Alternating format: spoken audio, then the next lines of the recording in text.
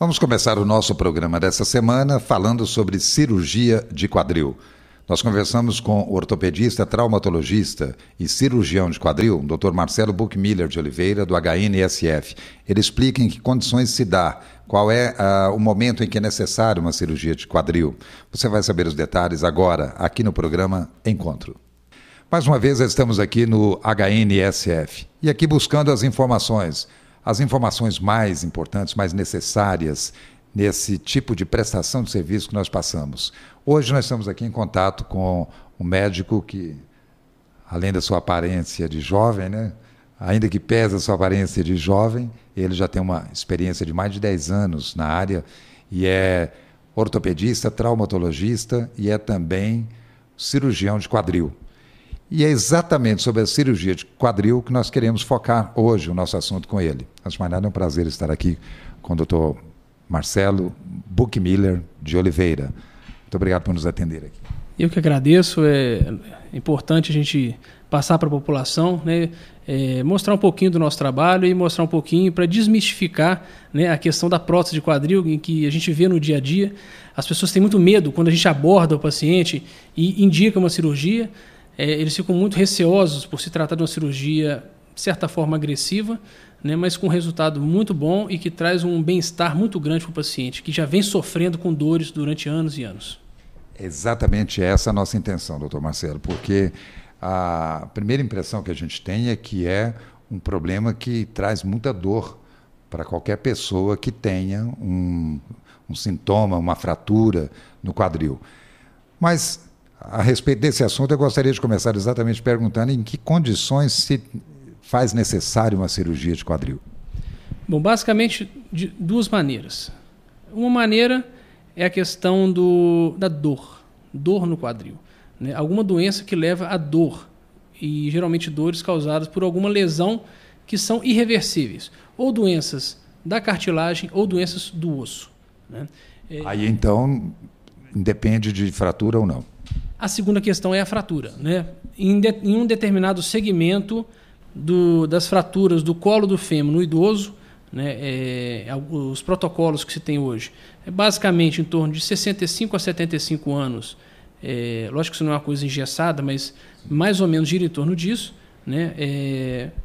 Com as fraturas do colo do fêmur que são desviadas, né, essas fraturas elas têm indicação de uma prótese total de quadril.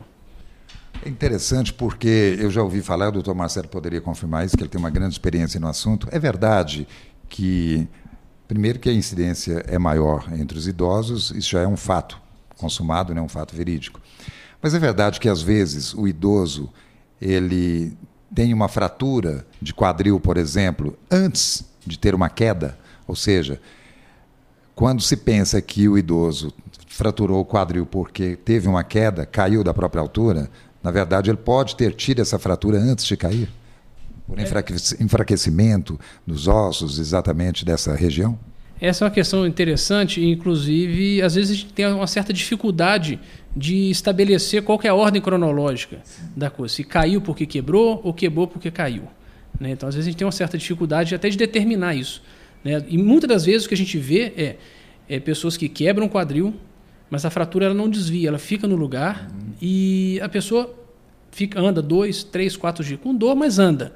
Até o dia que a fratura ela desmonta, aí a pessoa cai e não levanta mais. No caso, as fraturas dos pacientes mais jovens, né, que a gente considera jovem abaixo de 60 anos, nós não optamos primeiramente pela prótese. A gente, mesmo que exista uma chance de acontecer um fenômeno chamado necrose da cabeça do fêmur, que é o quê? A cabeça do fêmur morrer, depois da cirurgia, de você reconstruir o quadril com a própria cabeça do fêmur, mesmo tendo uma chance razoável de insucesso da cirurgia, a gente tenta no sentido de tentar preservar aquele quadril. Seria uma recomposição com os próprios recursos naturais da pessoa. Isso. E caso a gente tenha ou a necrose, né, que é a morte da cabeça do fêmur, ou uma outra condição chamada pseudoartrose, que é o quê? A não consolidação da fratura, aí a gente opta pela prótese.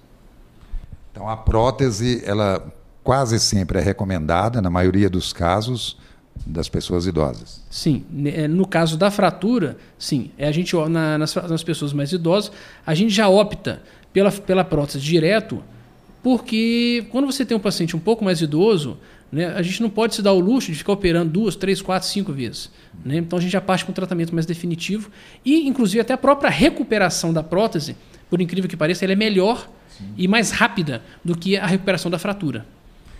Doutor Marcelo, você está nos dando aqui condição de ter uma visibilidade muito maior desse assunto a partir desses instrumentos que você tem aqui à mão. Na verdade, são próteses, não é?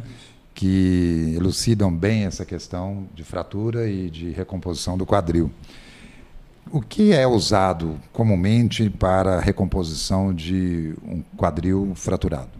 Bom, a prótese ela tem basicamente 4 componentes. Ela tem 2 componentes que vão na bacia, né? Aonde encaixa a cabeça do fêmur, o nome técnico é acetábulo, certo? Então, 2 componentes vão para o acetábulo, são os componentes acetabulares. Um componente vai para o fêmur, que é a haste femoral, e um componente vai interligar essas 2 partes, que é a cabeça da prótese, ou o componente cefálico. Né? Nesse caso aqui da recomposição do espaço onde o fêmur vai se encaixar, certo. Que tipo de material é usado? Bom, existem basicamente 2 tipos de prótese nesse sentido. A gente tem as próteses sem cimento e as próteses cimentadas. No caso das próteses sem cimento, que é a que a gente costuma usar aqui no serviço, mas o componente acetabular e o femoral eles são de titânio, né, o que vai prender no osso, e o componente que vai a cabeça da prótese ela é feita de aço, é uma liga de aço de cromo e cobalto, e vai articular com uma outra parte do componente acetabular que é feito de um plástico chamado polietileno. Muito bem, nós estamos vendo aqui nas imagens o que o Dr. Marcelo está explicando. Agora, essas peças, para se encaixar nesses espaços, inclusive na cabeça do fêmur, o paciente sente muito com isso? Quer dizer, até que isso fique devidamente alojado ou não? Não, ele não sente a prótese mexer e ele não sente dor por causa disso. A dor que ele vai sentir é uma dor até do próprio corte da cirurgia. Né? Em casos de doenças do quadril, que os pacientes eles sentem muitas dores antes da cirurgia, eles ficam até maravilhados porque eles saem da cirurgia com 2 dias eles estão andando e praticamente sem dor. E eles não entendem. Mas até 2 dias atrás o meu quadril doía muito, hoje não dói mais nada. Eles usam até uma brincadeira para que a dor ficou dentro do bloco cirúrgico e não saiu com ele. Olha que interessante. E isso se encaixa, quer dizer, o organismo aceita perfeitamente? Sim. Lógico, como toda cirurgia, a prótese de quadril ela não é isenta de complicações. Né? Existe uma pergunta que os pacientes fazem muito, a questão de rejeição. Né? Rejeição não é uma coisa que preocupa a gente, inclusive nem é citado como complicação de prótese. Né? O que preocupa mais a gente a curto prazo é basicamente infecção, trombose e a luxação, que é a prótese deslocar. Até porque a prótese ela não tem nada que ligue uma coisa com a outra.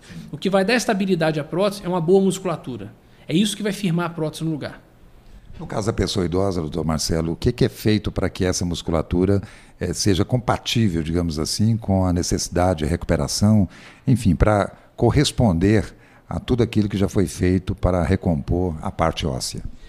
No caso das doenças do quadril, né, a musculatura do idoso realmente não é uma musculatura excelente, mas a gente conta com outra situação, que é o quê? O idoso que tem um problema de quadril, ele tem uma musculatura encurtada. E o quadril dele é encurtado. Então, quando a gente coloca a prótese, esse quadril ele é alongado subitamente e a musculatura fica muito tensa. Então, isso acaba favorecendo a gente na questão da estabilidade. Ele dá uma estabilidade por conta do estiramento da musculatura. No caso da fratura, isso é um pouquinho mais complicado,